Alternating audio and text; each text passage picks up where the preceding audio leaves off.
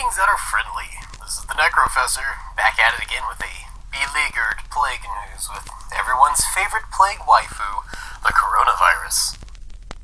Before we begin, let's take a look at those numbers, shall we? Those numbers are kinda strange. Hey, no confirmed cases in the Antarctic. If you're a Shoggoth, you're good to go.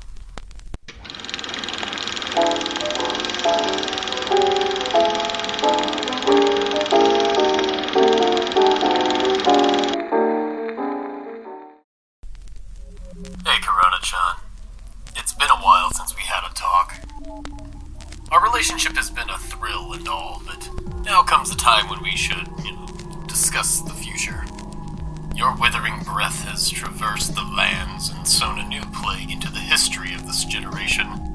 I look around and I see so many wearing their own plague masks, divulging in superstitions of their collective kingdoms, assessing odd remedies and tending to more dead than they can typically handle, and remind myself that not much has changed over the centuries. It's just like old times, Corona-chan. You allow me to reminisce in this age. Many have grown sick, many have died. Each one of their souls struck down by the vicious scythe of causality. Some souls perished before their time, perhaps. But who am I to speak on the business of the Reaper? I'm not going to recommend necromancy to get the opinion of our fellow deceased. I'm just going to say that out loud.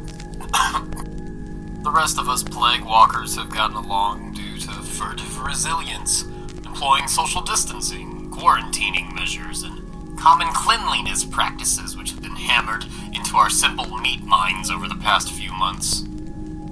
The dominant mammals of this planet have made some great strides in revolutionizing their healthcare. However, somebody wearing a hat said, "Money makes the world go round." And like it or not, many of us are just slaves to the grid. All of us just plague rats fighting for our own tasty cheese cracker.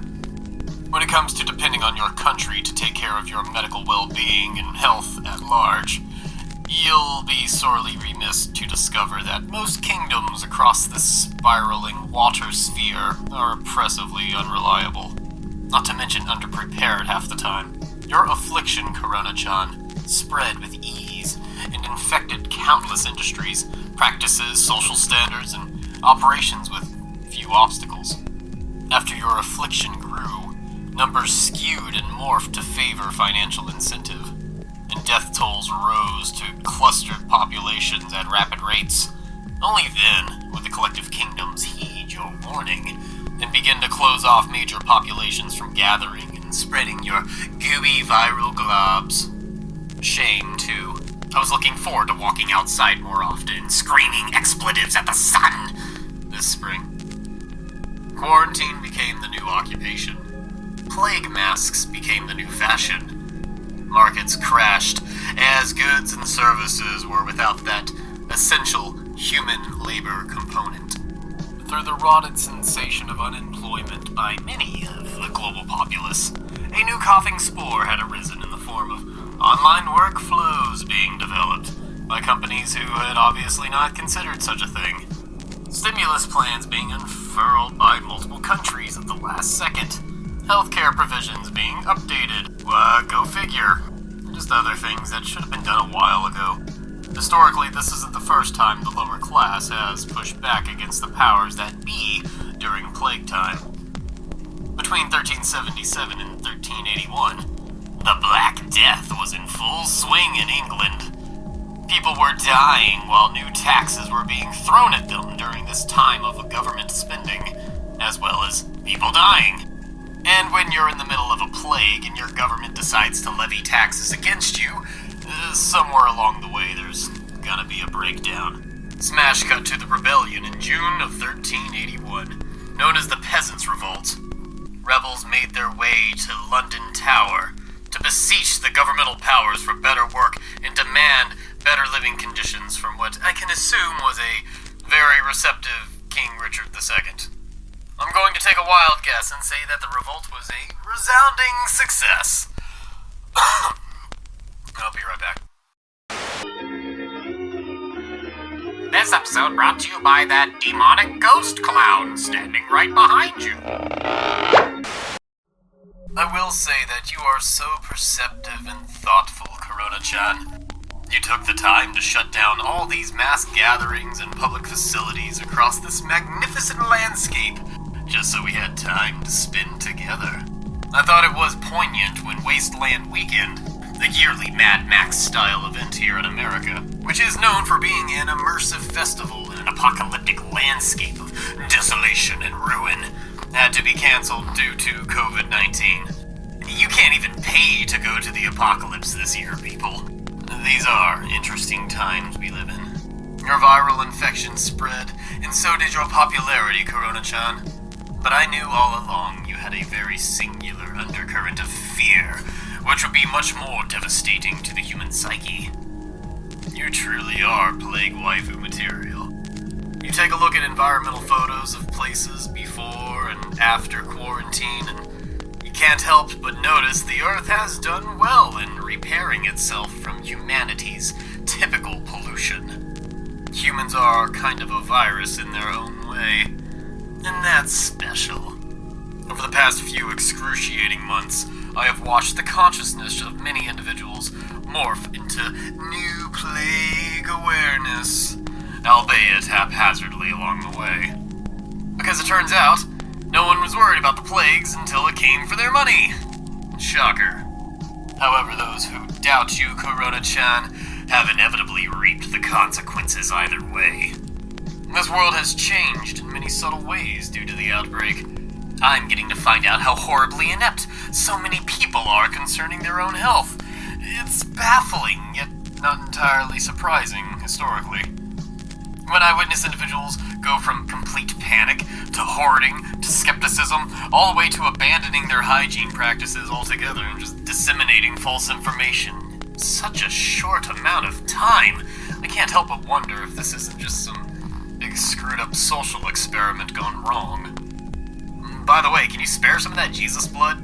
I need to give me some of that Jesus blood. Can I ask you about your decision to go to church, to be inside that building? I wouldn't be anywhere else.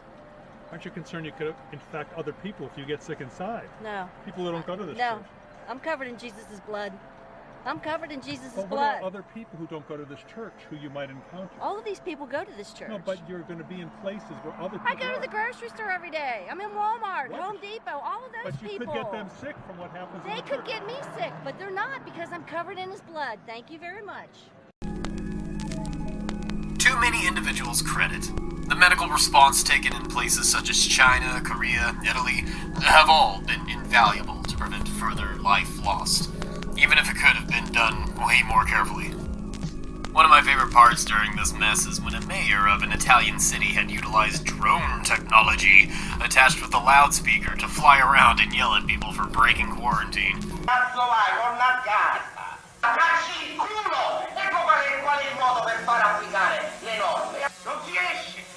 Questo è l'ordine del sindaco De Luca e basta! Non si esce da casa! Nel passivo! It's pretty hilarious watching this kind of thing go down, even if it is a weird glimpse into the dystopian nightmare we are flying nipples deep into at this very moment. For the most part, I would say that many humans out there, they are doing their best to subside the pandemic and return to some semblance of normalcy after what's taken place. In the words of Bob Dylan, times they are a-changin'.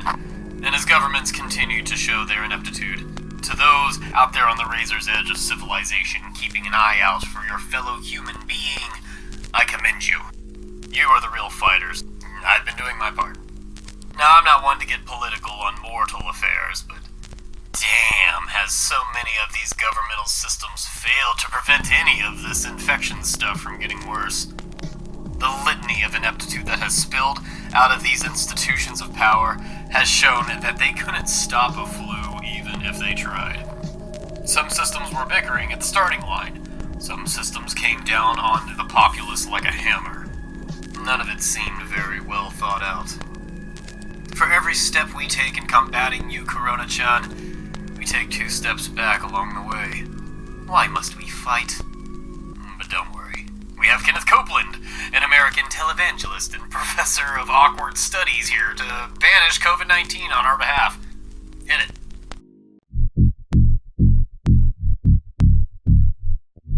We'll exercise judgment. Because we have... In the name of Jesus.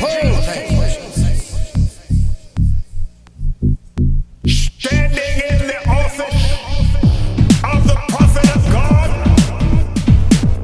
I execute judgment on you, COVID-19. I execute judgment on you, Satan, you destroyer, you killer, you get out, you break your power, you get off this nation. I demand judgment on you. I demand a vaccination to come immediately. I call you done. I call you doggone. You come down from your place of authority, destroyer. You come down and you crawl on your belly like God commanded you when He put His foot on your head in the garden. You were destroyed through COVID-19. No more. No more. No more. It is finished. It is over. And the United States of America is healed and well again. Saith the mighty Hallelujah. God of peace, who is also the Prince of Peace, the Lord Jesus Christ.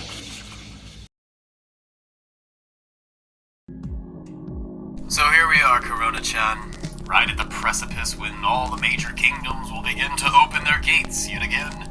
Quarantine measures will be limited due to civil unrest and economic incentive. People will go back to work and be allowed to congregate.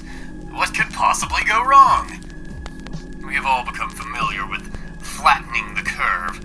The concept of taking the big, angry red boner of death and flattening the death rate by quarantine measures, cleanliness, and social distancing, etc. The more of that stuff we do, the faster we will overcome the pandemic. That unpredictable, fated area is where our fate lies. And as uncomfortable and boring as all hell as this quarantine life has been, it truly is the best remedies we have at our disposal from spreading further pathogen. I'm not here to offer answers. Wait, yes I am. I could have been the head of the coronavirus task force at the beginning of all this, and this thing could have been licked faster than a paranoid germaphobe chugging a bottle of hand sanitizer. You brought the light inside the body, which you can do either through the skin or in some other way. And I think you said you're going to test that too. Sounds interesting. Right, and then I see the disinfectant where it knocks it out in a minute, 1 minute. And is there a way we can do something like that by injection inside or almost a cleaning? Because you see it gets on the lungs and it does a tremendous number of the lungs. So it'd be interesting to check that. So that you're going to have to use medical doctors with. But it sounds interesting to me. Yeah, that does sound interesting, doesn't it? Anywho, I'm hoping that as we go forward into this big unknown future, we are armed with a positive disposition for our flawed humans. Understand that we really are all in this together. By putting pressure on our community's officials to make sure medical staff around the globe are funded and equipped to handle massive testing and research procedures to come, and to denounce those who say that it is not important. There really are people out there who just don't care about another person's well-being. Creatures of greed and avarice are we, who value material constructs over life itself. We must not become like those monsters out there, even by small measure. And it takes time and understanding. Humans suck, but it's okay, because we can be excellent to one another. One of the unfortunate side effects of the plague of fear comes at the cost of our own sensibilities sometimes. I say, continue to wear your plague masks, keep your distance, wash your damn hands more often, yell at your employer and demand better protective equipment, and health benefits for working during dangerous times. Most people who've contracted COVID started showing symptoms days later. Plenty of time to spread the gift that keeps on giving. Those who are asymptomatic must remain vigilant, for if I was a carrier at this very moment, I would want to rest soundly knowing I continue to do what I've always done. Be a plague doctor, heal when I can, and study the effects of the plague on my world. We will all make mistakes along the way in our attempts to better combat the sicknesses of our times, but do not forget what you are fighting for in the first place. There were times when we were bloodletting each other and drinking urine to stave off the plague. We really haven't progressed much. I'm off to feed the plague rats. Who knows how many more of these coronavirus updates I can keep doing. Some of it's funny, but most of it blows. COVID-19? COVID-19.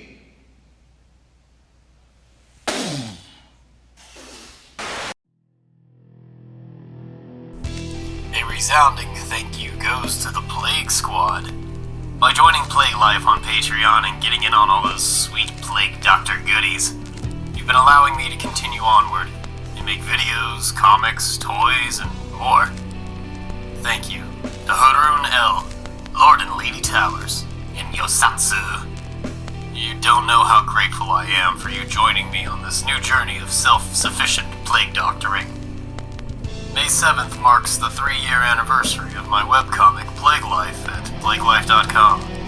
So if you're watching this, happy Plague Life.